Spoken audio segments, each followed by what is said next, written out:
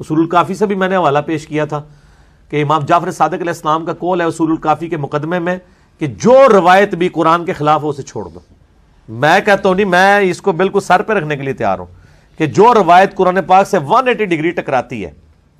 قرآن کہہ رہا ہے ایاک نعبد و ایاک نستعین، اب آپ 1000 روایتیں بھی لے لیں یا علی مدد کے اوپر، ہم اسے قرآن کے مخالف سمجھتے ہیں. مسئلہ نمبر 3 میرا ریکارڈڈ ہے، دعا صرف اللہ ہی سے.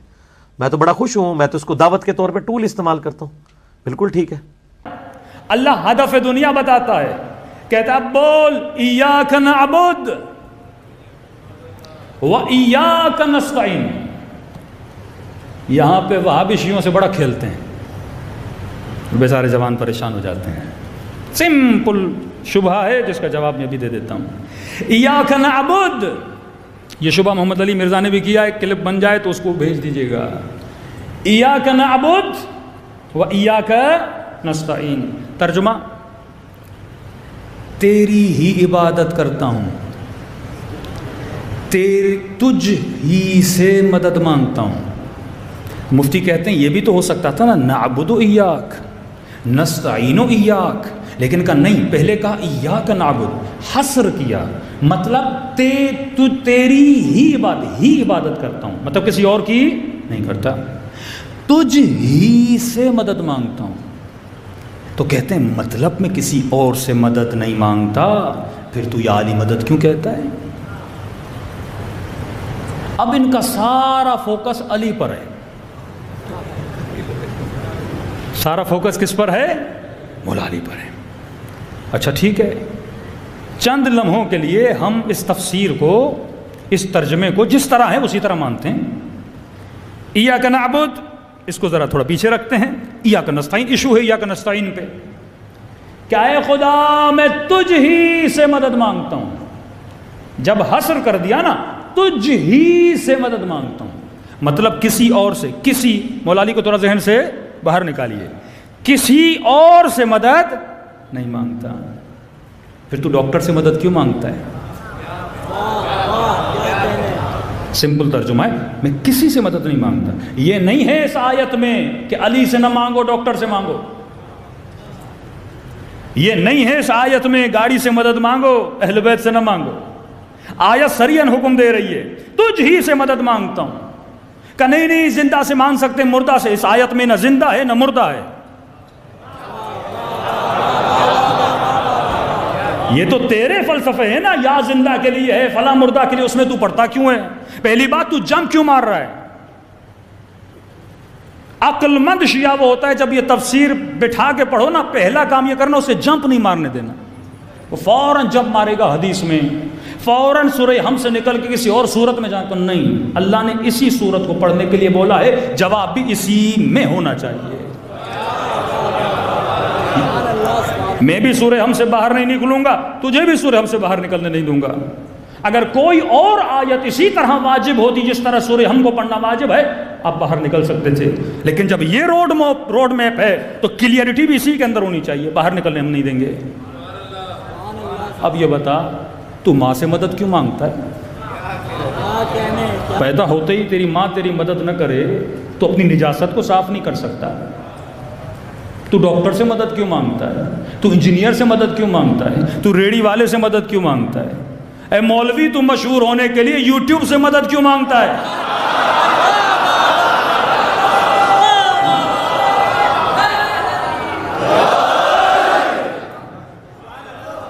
کوئی پوچھے محمد علی مرزا سے، جب ایاک نستعین میں کسی سے مدد نہیں مانگتا، پھر یہ بٹن کیا ہے آپ دکھاتے ہو؟ یہ سلور ملا، یہ گولڈن ملا. آپ کو مشہور کرنے میں اللہ نے مدد کی تھی. انگریزوں کو یوٹیوب نے مدد کی آپ کی، مسیحیوں کے یوٹیوب نے آپ کی مدد کی، سوشل میڈیا نے آپ کی مدد کی. تو آپ ان آلات و اسباب کی مدد نہ لو نا پیغام خدا کو پہنچانے کے لیے. میں نہیں کہہ رہا میں مخالف ہوں، آیت پہ ٹکا ہوا ہوں. پھر ڈاکٹر کے پاس نہ جاؤ، بیمار ہو جاؤ، ایاک نستعین. کھانا چاہیے، ایاک نستعین. پانی چاہیے، ایاک نستعین. کسی کے پاس نہ جاؤ. ترجمہ اگر یہ کرو گے، کیونکہ تجھ ہی سے مدد مانگتا ہوں، تو ہر عقل مند بندے کے ذہن میں سوال ہوگا، اے خدا کس چیز میں؟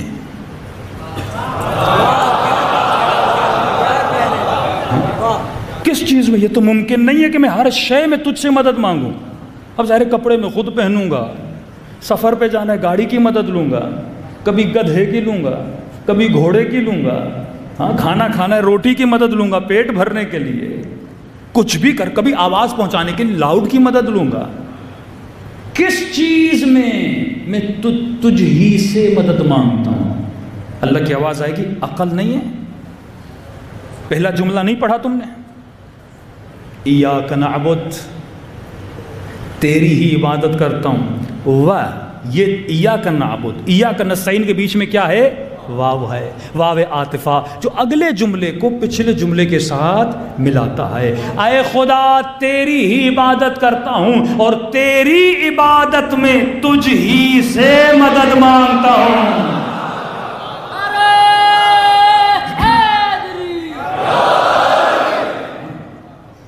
تیری ہی عبادت میں کسی بت سے مدد نہیں مانگتا، کیونکہ اگر بندہ کوئی بنا سکتا ہے تو بنا سکتا ہے. ہاں اللہ نہ چاہے تو ہم اس کے بندے بن سکتے ہیں کیا؟ توحید خالص. اور شیعوں سے بڑی توحید اور گاڑی توحید کسی مکتب کے پاس نہیں ہے. آپ کے پاس نہ وہ دعائیں ہیں نہ وہ مطالب ہیں. آ جاؤ مکتب اہل بیت میں. ہمارا تو وہ خدا ہے ہی نہیں جو جہنم میں پاؤں ڈال دے. گاڑی توحید یہیں سے ملتی ہے. اے خدا تیری عبادت میں تجھ ہی سے مدد مانگتا ہوں. ٹھیک ہے خدایا مدد مانگتا ہوں، ٹھیک ہے تو کس طرح مدد کرے گا یہ بھی تو بتا. اللہ نظر نہیں آ رہا اور بول بھی یہ رہا ہے کہ میری عبادت میں میں ہی مدد کروں گا. اب وہی مدد کرے گا نا. مطلب نقشہ میں تجھے دوں گا، ایڈریس میں تجھے دوں گا. کسی ایرے غیرے سے میری ایڈریس نہ لینا، کسی ان پڑھ سے میری ایڈریس نہ لینا، کسی بت سے میری ایڈریس نہ لینا. ایڈریس میری چاہیے میری سورہ حمد میں آ، میں تجھے ایڈریس دوں گا. مجھ ہی سے راستہ مانگنا. اچھا خدا تجھ ہی سے مدد مانگ رہا ہوں تیری عبادت میں، بتا کیا کروں؟ کہا بولو اہدنا الصراط المستقیم. اب میں تجھے روڈ میپ دے رہا ہوں. اہدنا، ہدایت کر، تو ہدایت کر، تو ہی مدد کر رہا ہے نا، تو ہدایت کر. صراط المستقیم، اس راستے پر جو سیدھا ہے. راستہ ایک ہے 73 نہیں ہے.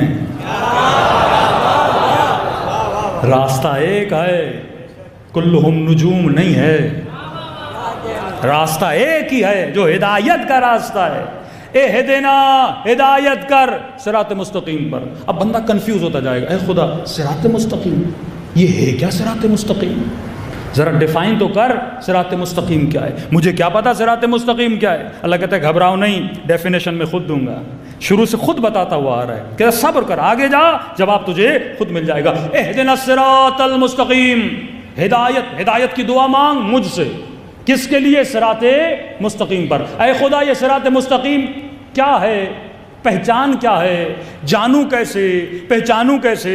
اگر کوئی کسی کو ایڈریس بتاتا ہے نا، کہتے فلاں کونے پہ چلے جانا، ایک دکان ہوگی، ایک تھمبا لگا ہوگا، ہاں، یا فلاں جگہ پہ فلاں گاڑی کھڑی ہوگی، فلاں رنگ کے کپڑے والا بندہ ہوگا. آپ نشانی دیکھ کر راستے کو پہچان جاتے ہو. روڈ جیسے ہے نا بھئی فلاں بورڈ لگا ہوگا تب جا کے آپ کو پہچان لگتی ہے. تو نشانیاں بتائی جاتی ہیں نا، جس طرح انبیاء کی نشانیاں بتاتا ہے، اولیاء کی نشانیاں بتاتا ہے، رسول خدا کی نشانیاں بتاتا ہے. تو اے خدا یہ اس راستے کی نشانیاں کیا ہیں؟ میں اس راستے پہ چلوں تو کیسے چلوں؟ دنیا میں 100 راستے، 100 مولوی، 100 بتانے والے، 100 مفتی، تو بتا میں راستہ کیسے پہچانوں؟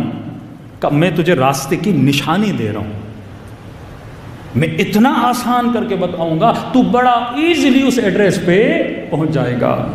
صراط الذین، کس کا راستہ؟ کیسا راستہ؟ کیسا دکھتا ہے یہ راستہ؟ کہ دیکھو اہدنا الصراط المستقیم، صراط مستقیم پہ چل. ہے کیا صراط مستقیم؟ پہچان کیا ہے صراط مستقیم کی؟ کس کو دیکھ کے چلوں؟ مثال کے طور پہ اگر مجھے کوئی ڈبہ بھی بنانا ہے، پہلے سے کوئی نقشہ تو ہو، کوئی سانچہ تو ہو جس کی کاپی کر کے میں کچھ بناؤں. تو بتا تو صحیح میں کروں تو کیا کروں؟ آواز آئی یہ ان کا راستہ ہے. صراط الذین انعمت علیہم یہ ان کا راستہ ہے جن پر میں نے اپنی نعمتوں کو نازل کیا ہے۔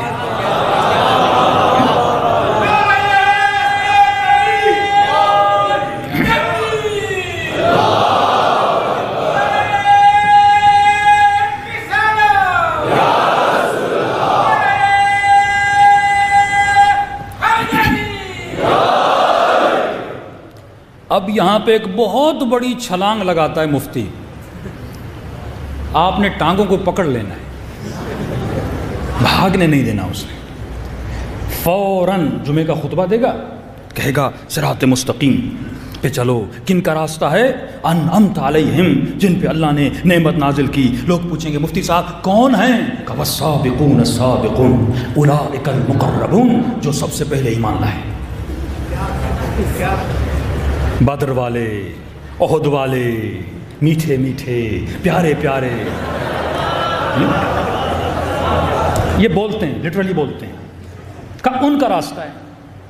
تو کسی کو یہ پتا نہیں خدا جب ساری ایڈریس حمد میں دے رہا ہے تو مجھے کہیں اور کیوں لے جا رہا ہے؟ بتانا بھی تو سورہ حمد میں چاہیے نا کہ کن کا راستہ ہے۔ اب یہاں پہ شیعہ بولیں گے انعمت علیہم اہل بیت ہیں، وہ بولیں گے وہ ہیں، وہ بولے گا وہ ہے۔ میں تو باہر نہیں نکل رہا، میں تو سورہ حمد میں اٹکا ہوا ہوں نا۔ چلو آپ کا ترجمہ تشریح ہم کر دیتے ہیں، انعمت علیہم کن کا راستہ، ترجمہ کرتے ہیں نا، سمپل سا ترجمہ، کسی بھی اہل سنت شیعہ کسی بھی قرآن اٹھا لیں ترجمہ یہی ہے، صراط الذین انعمت علیہم۔ اور اتنے چالاک ہیں بریکٹ میں لکھ دیتے ہیں، مطلب اللہ کو بتانے نہیں دیتے، خود پہلے بتاتے ہیں ان کا راستہ۔ بھائی بریکٹ مارنے کی کیا ضرورت ہے؟ ہم خود ہی سمجھیں گے نا، انعمت علیہم جن پہ اللہ نے اپنی نعمتوں کو نازل کیا۔ اب مفتی کہتا ہے وہ جو پہلے ایمان لائے اللہ نعمت نازل کی، جو پہلے شہید ہوئے اللہ نے نعمت نازل کی۔ ہم نے آج تک انکار نہیں کیا کہ جنہوں نے پہلے اسلام لایا ان پہ نعمت نہیں تھی، لیکن تو یہ بتا ایک مکھی پر اللہ کی نعمت ہے کہ نہیں؟ اب جب یہ بول دیا نا کہ جن پر میں نے اپنی نعمتیں نازل کی، اب ان سب کو جمع کر جن پہ اللہ نے نعمتیں نازل کی ہیں۔ دنیا کا وہ کون سا وجود ہے جس پہ اللہ نے نعمت نازل نہیں کی؟ آپ بتاؤ تو صحیح۔ ایک کبوتر پہ بھی اللہ کی نعمت ہے، زمین پر بھی اللہ کی نعمت ہے، سارے مسلمانوں پر اللہ کی نعمت ہے، تو کیا میں سب کے راستے پہ چلوں؟ بھائی زرداری پہ اللہ کی نعمت ہے کہ نہیں؟ ہے کہ نہیں؟ آپ کی حکم نعمت تو ہے نا، اللہ نے جان دی، وہ سانسیں لے رہے ہیں، کھا رہے ہیں، پی رہے ہیں، یہ نعمت خدا ہے۔ نعمت کون سا؟ یزید پر بھی اللہ کی نعمت ہے نا، یہ زبان، یہ ہاتھ، یہ وجود، یہ اللہ کی نعمت ہے نا۔ تو کل یزید بولے میرے اوپر اللہ کی نعمت ہے تو بولے گا انعمت علیہم۔ اگر یہ ترجمہ، جب آپ ایک لفظ عام بولتے ہو نا، مثلا ایک چیز کا عام ترجمہ کا، تو عام میں سب آتے ہیں، پھر اللہ پر واجب ہے اس کو تخصیص دے، خاص کرے۔ مثلا میں بولتا ہوں یہ پیسے ہیں مومنین کے لیے، تو آپ پوچھو گے مولانا کون سے مومنین؟ کراچی والے، حیدرآباد والے، ایران والے، کس کے لیے آپ ڈونیشن دے رہے ہو؟ اب بولوں گا ایران والے، ایران میں بھی کون سے؟ قم والے، مشہد والے۔ تو ایڈریس جب دو گے تو اس بندے تک پہنچو گے۔ تو کا صراط الذین، خدا کی قسم قرآن نے وہ کڑی لگائی ہے، نہ کوئی مفتی نکل سکتا ہے، نہ کوئی مولوی بھاگ سکتا ہے۔ کہا صراط الذین انعمت علیہم، ان کا راستہ جن پر میں نے اپنی نعمتوں کو نازل کیا۔ تو میں سوال کروں گا پروردگارا، تو نے نعمت تو عارف کاظمی پہ بھی کی، تو نے نعمت آیار سیما برگاہ میں آنے والوں پر بھی کی، تو نے نعمت انسانوں پر کی، تو نے نعمت حیوانوں پر کی، تو نے نعمت پرندوں پہ کی، تو نے نعمت چونٹیوں پہ کی۔ دنیا کا کوئی ایسا وجود نہیں ہے جس پہ تیری نعمت نہ ہو۔ اب بتا تو صحیح ان سارے نعمت والوں میں سے میں کن کے راستے پر چلوں؟ ذرا ایڈریس کو کلیئر تو کر دے۔ تو اللہ کی آواز آئی، گھبرانے کی ضرورت نہیں ہے، میں دو صفت بتا کے جا رہا ہوں، جن کے اندر یہ دو صفات ہیں وہ نعمت والے ہیں۔ خدایا صفت تو بتا۔ آواز آئی انعمت علیہم غیر المغضوب علیہم، پہلی صفت یہ ہے میں ان پہ کبھی غضبناک نہیں ہوا۔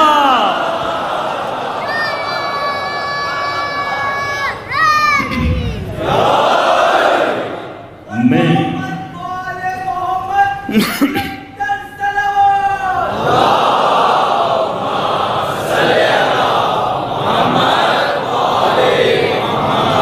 ان پہ کبھی غضبناک نہیں ہوا. غیر المغضوب علیہم. اب جو جنگ احد میں بھاگے کہتے نہیں اللہ نے معاف کر دیا. ہم نے کب کہا نہیں کیا؟ سورہ حدید ہے، اللہ نے معاف کر دیا. لیکن جب بھاگے تھے اللہ غضبناک ہوا تھا کہ نہیں؟ مطلب جس نے زندگی میں ایک دن بھی ایسا گزارا ہو جس میں مخالفت خدا ہو، اس ایک دن میں اللہ غضبناک تھا کہ نہیں تھا؟ اب کوئی ایسا ڈھونڈو جو زندگی میں کبھی غضبناک نہ رہا ہو. پھر بھی اللہ نے کہا شاید مفتی کے لیے گنجائش رہ جائے، بول دے میں نے معاف کر دیا، اللہ نے معاف کر دیا، یہ کر دیا. کہ دو صفت بتا رہا ہوں. پہلی صفت یہ ہے غیر المغضوب علیہم، یہ وہ ہیں جن پہ میں کبھی غضبناک نہیں ہوا. اور یہ وہ ہیں ولا الضالین، اور وہ بھی کبھی گمراہ نہیں رہے جو 40 سال بت پرستی کرتے رہے، وہ انعمت علیہم نہیں ہو سکتے.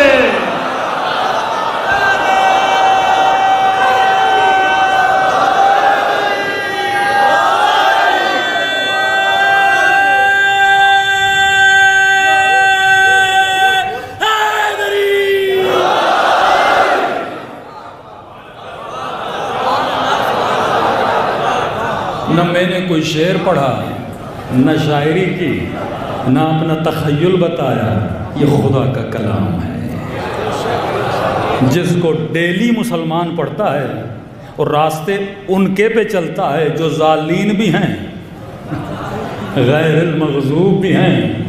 اب کہا کہ اگر کوئی غصے میں آئے تو اس کے غصے کا پتہ کیسے چلتا ہے؟ چہرے سے. چہرہ سرخ ہو جائے بندہ غصے میں، چہرہ پیلا ہو جائے بندہ غصے میں. اللہ تو جسم نہیں رکھتا. مجھے کیسے پتا چلے وہ کن پہ غضبناک ہوا؟ اے خدا تیرا چہرہ مجھے نظر نہیں آتا، مجھے کیسے پتا چلے؟ آواز آئی فاطمہ تو بضعۃ منی، فاطمہ میرے جگر کا ٹکڑا ہے، جس پہ یہ غضبناک ہو اس پہ میں غضبناک ہوتا ہوں.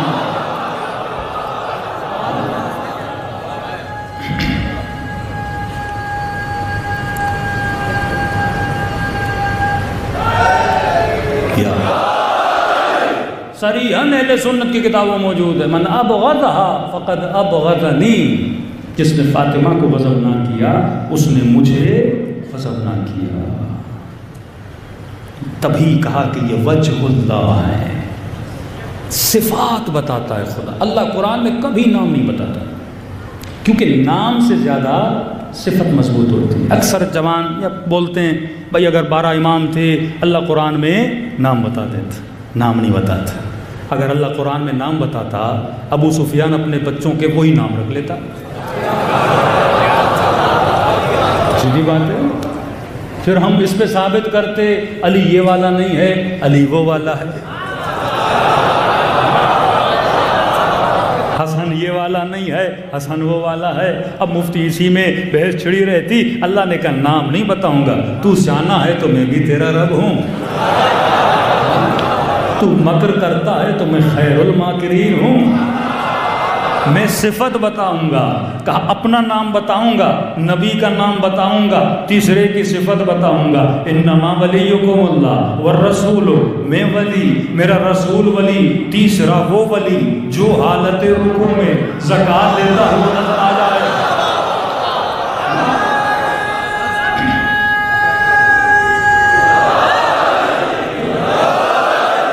آسان ہے. سب سے جا کے پوچھیے رکوع میں زکوٰۃ کس نے دی؟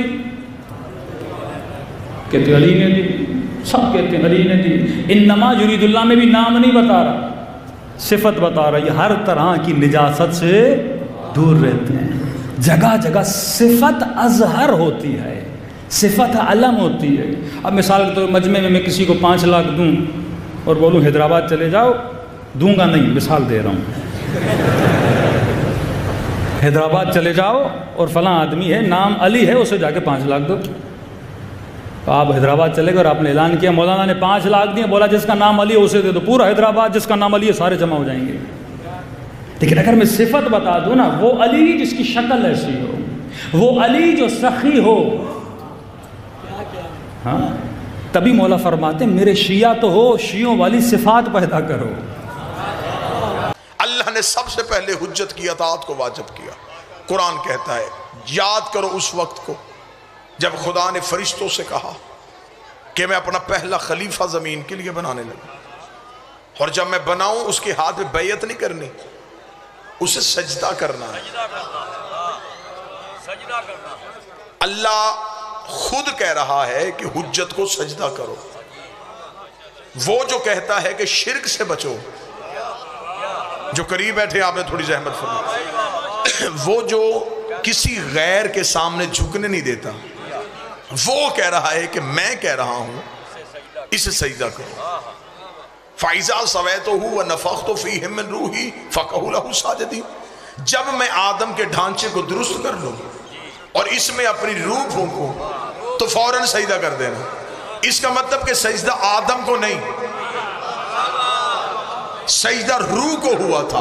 میں نے آپ کے سامنے کسی معصوم کا فرمان نہیں، اللہ کا قرآن پڑھا ہے۔ قرآن کہتا ہے کہ جب میں آدم میں اپنی روح پھونکوں تو فوراً سجدہ کر دینا۔ اس کا مطلب کہ سجدہ آدم کو نہیں، سجدہ روح کو ہوا تھا۔ تو شیعہ سنی ابھی قرآن ممبر پہ لے آتے ہیں، قرآن سے پوچھتے ہیں یہ روح کیا ہے؟ آواز یسألونک عن الروح، یہ تجھ سے سوال کرتے ہیں روح کے بارے میں، قل روح من امر ربی، تو کہہ دے روح اللہ کا امر ہے۔ اس کا مطلب سجدہ آدم کو نہیں، سجدہ اللہ کے امر کو ہوا تھا۔ انکار آدم کا نہیں، انکار اللہ کے امر کا ہوا تھا۔ اور جو ایک امر کا انکار کرے وہ شیطان بنتا ہے، اور جو پورے اولے الامر کا انکار، جس نے ایک امر کا انکار کیا اللہ نے اسے شیطان بنا دیا۔ سارے سجدے میں گر گئے، توجہ میری طرف، سب سجدے میں گر گئے الا ابلیس، سوائے ابلیس کے۔ اب استکبر وکان من الکافرین، اس نے تکبر کیا کیونکہ وہ تھا ہی کافر۔ ابلیس نے کہا کہ میں سجدہ نہیں کروں گا، اور اللہ نے کہا یہ تھا ہی کافر، یہ نہیں کہا کہ یہ اب کافر بنا۔ خدا نے کہا یہ تھا ہی کافر۔ میرے مالک کافر کہاں سے تھا؟ یہ تو فرشتوں میں بیٹھتا تھا۔ فرمایا بیٹھتا تھا کافر۔ میرے مالک یہ تو نمازیں پڑھتا تھا، فرمایا پڑھتا تھا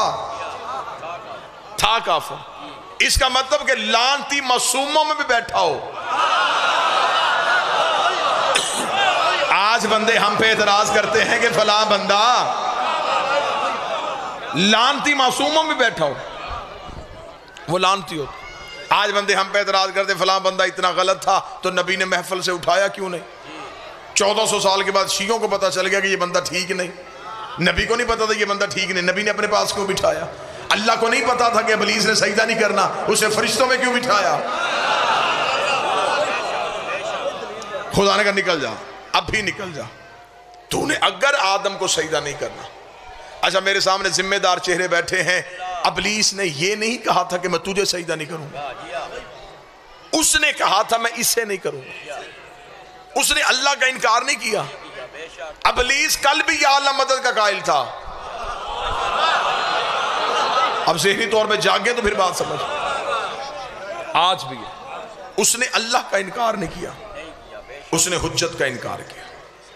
خدا نے مہلت نہیں دی، خدا نے سوچنے نہیں دیا، خدا نے کہا فخرج لعنت علی یوم الدین، نکل جا میرے دربار سے، تجھ پر قیامت تک کے لیے میری لعنت ہے۔ آؤ سارے شیعہ سنی مل کے اللہ سے سوال کرتے ہیں، میرے مالک تو غفار الذنوب ہے، تو ستار العیوب ہے، تو گناہوں کو معاف کرتا ہے، تو غلطیوں کو بخش دیتا ہے، اور تیرا اپنا حکم ہے کہ میں آخری سانس تک توبہ کا دروازہ کھلا رکھتا ہوں، ہو سکتا ہے کہ شرمندگی کے بعد توبہ کرے تو میں توبہ قبول کر لوں۔ ابلیس نے کہا کہ میں سجدہ نہیں کرتا، تو نے ابلیس کو نہ مہلت دی، نہ تو نے توبہ کی گنجائش دی، تو نے اتنی جلدی اسے لعنتی بنا دیا، اتنی جلدی اسے لعنتی بنا دیا، اتنی جلدی فیصلہ کرنے مرحلے میں کیوں کی؟ خدا نے کہا اس لیے اتنی جلدی کی ہے کہ حجت بھی پہلی ہے، منکر بھی پہلا ہے، حجت بھی پہلی ہے، منکر بھی پہلا ہے۔ اگر میں ابلیس کو ابلیس کی نمازوں کی وجہ سے معاف کر دیتا تو کل کو بڑے بڑے حجت کے منکر نمازوں کے ٹوکرے اٹھا کے میرے گھر آ جاتے، آ کے کہتے اسے بھی معاف کیا تھا، ہمیں بھی معاف کر دے۔ میں اس کی نماز لعنت بنا کے بتا رہا ہوں، جب میں صفی اللہ کا منکر برداشت نہیں کرتا تو علی ولی اللہ کا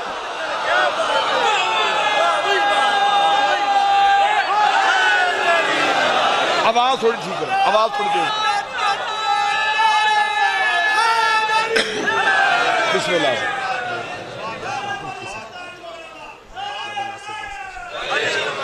اچھا اچھا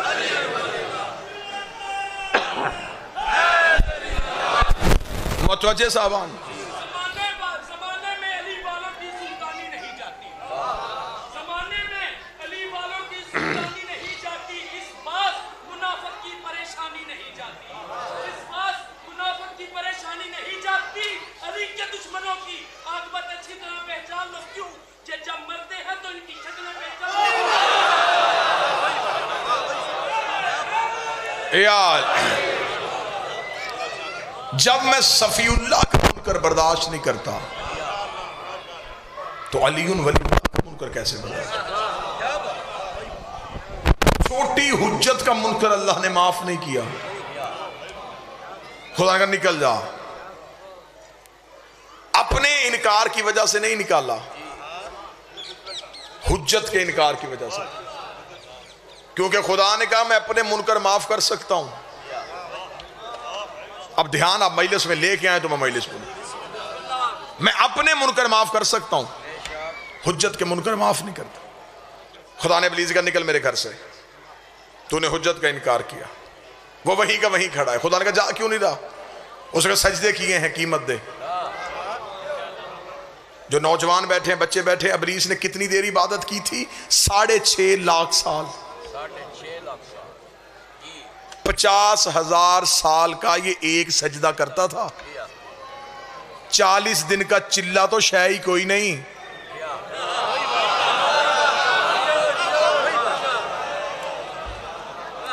بندے 4 نمازیں پڑھ کے علی کو بھونک رہے ہیں، 6.5 لاکھ سال عبادت کی۔ اتنا بڑا نمازی حجت کے انکار کی وجہ سے اتنا ہی بڑا لعنتی ہو گیا۔ خدا نے کہا نکل، اس نے کہا 2 چیزیں دے دے، طاقت، مہلت۔ توجہ پوری، ایک جہاں چاہوں وہاں پہنچوں، اور ایک مجھے موت نہ آئے۔ آج کسی بھی مولوی کے سر پہ قرآن رکھ کے پوچھئے ابلیس کے پاس طاقت ہے؟ کہتا جی ہے۔ ابلیس ہر جگہ چلا جاتا ہے؟ جی ہر جگہ چلا جاتا ہے۔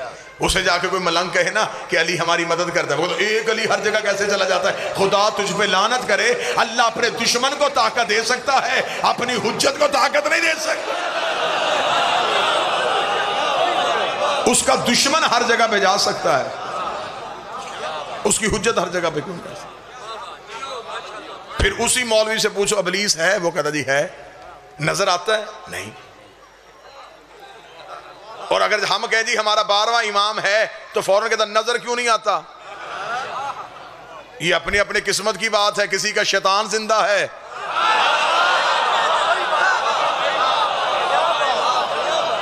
کسی کا امام زندہ ہے، کیونکہ یہ عدل الہی کے خلاف ہے کہ وہ گمراہ کرنے والا تو رکھے اور ہدایت کرنے والا نہ رکھے۔ خدا نے کہا نکل جا میرے گھر سے، تجھ پر قیامت تک کے لیے میری لعنت ہے۔ قرآن ابھی منبر پہ لے آنا، میرے جانے کے بعد چوک میں کھڑے ہو کے بحث نہیں کرنی، شام کو کسی بندے کو فون پہ میسج نہیں کرنا، فون کر کے نہیں کہنا جی وہاں پہ تو یہ بات ہوئی، ابھی کے ابھی نقد سودا۔ قرآن لا منبر پہ، ابلیس نے جو اللہ کی بارگاہ میں چیلنج کیا وہ چیلنج پڑھ۔ خدا نے ابلیس سے کہا نکل، اس سے کہا جا رہا ہوں لیکن ایک چیلنج ہے، طاقت بھی میں نے تجھ سے لے لی ہے، مہلت بھی لے لی ہے، اب میں نے کرنا ہے آدم کی نسل سے مقابلہ۔ خدا نے کہا کیسے کرے گا؟ کیا کرے گا؟ اس نے یہ نہیں کہا کہ میں ان کے نیچے سے مسلح کھینچوں گا، میں ان کا سحری افطاری کا سامان چوری کروں گا، میں انہیں حج نہیں پڑھنے دوں گا۔ اب بھی قرآن ممبر پہ لے کے آ۔ ابلیس نے ایک ہی چیلنج کیا، اس نے کہا میں صراط مستقیم پہ بیٹھوں گا، انہیں ہٹاؤں گا۔ چیلنج میں نے پڑھ دیا۔ ابلیس نے کہا میں صراط مستقیم کے قریب آدم کی نسل میں سے کسی کو نہیں آنے دوں گا۔ مرضی کا شہر منتخب کر لے، مرضی کا وقت منتخب کر لے، مرضی کے مولوی بلا لے، شیعہ قوم کا یہ ماتمی آنے کے لیے تیار ہے، پہلے یہ فیصلہ کرو یہ صراط مستقیم ہے کیا، جس سے شیطان روکتا ہے وہ ہے کیا۔ شیعہ کتاب چاہو میں شیعہ دکھا دوں گا، سنی کتاب چاہو میں سنی دکھا دوں گا۔ ملا علی متقی جیسا بندہ کنز الامال میں لکھ گیا کہ مدینے کی مسجد میں کائنات کا نبی خطبہ دے رہا تھا، ایک صحابی نے آ کے پوچھا یا رسول اللہ ما ھذا صراط مستقیم، یہ صراط مستقیم کیا ہے؟ نبی نے چہرہ پھیرا، صحابی ادھر سے آیا، نبی نے رخ پھیرا، صحابی ادھر سے آیا، یا رسول اللہ یہ صراط مستقیم کیا ہے؟ ملا علی متقی کہتے ہیں رسول نہیں بولے تھے، یہ مسجد کے دروازے پہ ابو طالب کا بیٹا علی آ گیا، رسول نے صحابی سے اپنا سوال دوبارہ کر، اس نے کہا یہ صراط مستقیم کیا ہے؟ ملا علی متقی کہتا رسول نے اپنے دائیں ہاتھ کی انگلی کو علی کی جانب بڑھا کے 3 دفعہ کہا ھذا علی صراط مستقیم، ھذا علی صراط مستقیم، ھذا علی صراط مستقیم۔ ابلیس نے کہا تھا میں بندوں کو صراط مستقیم کے قریب نہیں آنے دوں گا، اب پتہ چلا ابلیس لا الہ سے نہیں روکتا، علی ولی اللہ سے۔